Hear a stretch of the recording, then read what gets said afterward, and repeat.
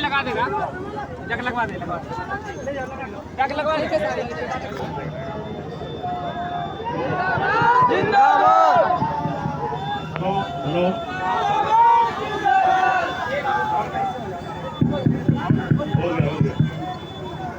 चलिए बुलाने के आना चाहते हैं। चलिए बहुत बहुत धन्यवाद। यहाँ पे पार्टी के सभी पदाधिकारीगण, सभी नौजवान साथी और सभी माता बहन, सभी को पल्ला मुकेश सहनी की ओर से नमस्कार प्रणाम साथियों। आज मैं आप लोगों के बीच में शांति बना कर बहुत जोश है, और होश के साथ जो मैं बोल रहा हूँ उसको सुनिए। और आने वाले समय में अगर अपने भविष्य को ठीक करना है तो होश बना के आने वाले समय में लड़ाई लड़िए। साथियों, इस संसार में अगर सर उठा के जीना है तो दो काम करना है। एक काम, एक रोटी कम खाइए लेकिन अपने बच्चे को पढ़ा लिखा के काबिल बनाइए। और दूसरा काम, अपने अधिकार के लिए संघर्ष कीजिए। जब तक आप अपने अधिकार के लिए संघर्ष नहीं कीजिएगा तब तक आपका कल्याण नहीं होगा। पहले जब भगवान हम लोगों को पृथ्वी पर इंसान बना के भेजे थे तो उस समय का बात अलग था, लेकिन अभी यही इंसान में कुछ स्वार्थी लोग हो गए हैं। जब स्वार्थी लोग हो गए हैं तो सब अपने अपने लोगों के लिए लड़ाई लड़ रहा है। तो आपको भी अपने लिए लड़ाई लड़ना पड़ेगा, आपको अपने परिवार के लिए लड़ाई लड़ना पड़ेगा, आपके अपने समाज के लिए लड़ाई लड़ना पड़ेगा, आपके अपने गांव के लिए लड़ाई लड़ना पड़ेगा, आपके अपने जिला के लिए लड़ाई लड़ना पड़ेगा, आप अपने राज्य के लिए लड़ाई लड़ना पड़ेगा, और फिर जरूरी पड़े तो आपको अपने देश के लिए लड़ाई लड़ना पड़ेगा। तब जाके आपका समाज, आपका राज्य, आपका देश आगे बढ़ेगा।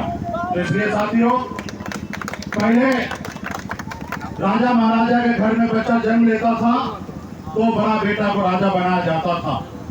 लेकिन जब से देश आजाद हुआ, भीमराव अंबेडकर बाबा साहब ने हमको एक ताकत दिया कि एक गरीब का बेटा भी राज्य का मुख्यमंत्री बन सकता है, एक गरीब का बेटा भी देश का प्रधानमंत्री बन सकता है। और किस चीज से बनेगा? वो वोट से बनेगा। आज आपके वोट से देश का प्रधानमंत्री बनता है और आपके वोट से राज्य का मुख्यमंत्री बनता है। आप वोट देते हैं कि आपका कल्याण हो, लेकिन आपका कल्याण नहीं होता है, दूसरे लोगों का कल्याण होता है। तो आप जब अपने लोगों को वोट दीजिएगा तब आपका कल्याण होगा। आप दूसरे को वोट दीजिएगा तो कैसे कल्याण होगा? मान लीजिए आपके पास 5,000 रुपया है और अपने खाता में रखिएगा, बैंक में रखिएगा, अपने खाता में रखिएगा। जब जरूरी गिरेगा आधे रात को एटीएम में जाइएगा और बटन दबाइएगा, 5,000 रुपया निकल आएगा।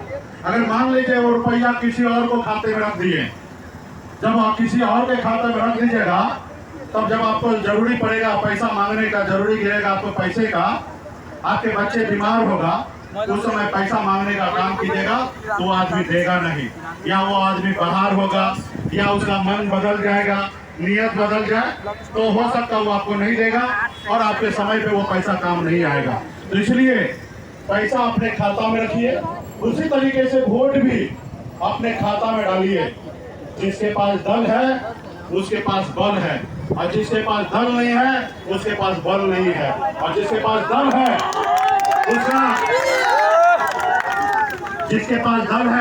उसका हर समस्या का उसको बल मिलता है, और जब बल आ जाता है तो हर समस्या का हल हो जाता है।